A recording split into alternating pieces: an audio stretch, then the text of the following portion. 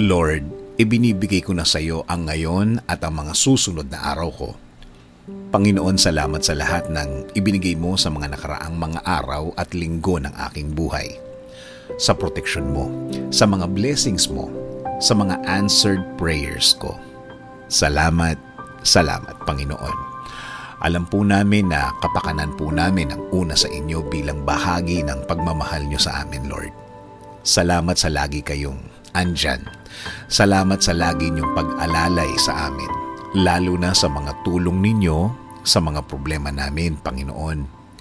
Kaya Panginoon, ipinagkakatiwala po namin ang aming ngayon at mga darating na mga araw dahil alam namin, Lord, na kapag sa inyo nagtiwala, walang magiging problema kaming nakikita na darating. Kayo na po ang bahalang magprotekta sa amin. Iiwas niyo po kami, Panginoon, sa mga problemadong sitwasyon at mga problemadong mga tao, Lord.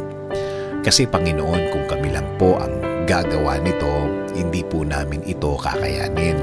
Hindi po namin alam kung ano ang magiging sitwasyon namin kapag napunta na naman kami sa isang problemang hindi na naman namin alam kung saan pupunta. At alam din po namin, Panginoon, na itong mga bagay na ito ay nagawa niyo na po ito sa aming mga buhay, kaya naniniwala po kami na magagawa niyo ito ulit at diretso na kaming poprotektahan. Panginoon, kasama na po ng aming pamilya. Even though we are not together always, every minute, every hour of the day, we know, Lord, that you will also protect them, God. Panginoon, alam po namin na maganda po ang plano ninyo sa aming mga buhay.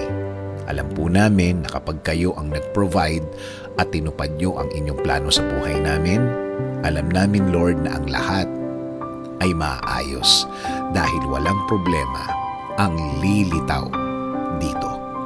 Panginoon, amin din pong ipinagdadasal ang aming bayan. Patuloy niyo po sanang pagalingin ang aming bansa, Lord. Ayusin niyo rin po ang kinabukasan ng aming bayan, Panginoon. Panginoon, ibinibigay po namin ang aming ngayon at ang aming mga bukas. Maniniwala at magtitiwala po kami sa inyong pagmamahal at patuloy kaming nasa ilalim ng inyong kapangyarihan, Panginoon. Kaya patuloy po ang aming paanyaya na pasukin niyo, Lord, ang aming mga buhay. In Jesus' name we pray. Amen. Sabi nga sa Psalm 28:7, "The Lord is my strength and my shield. In Him my heart trusts, and I am helped.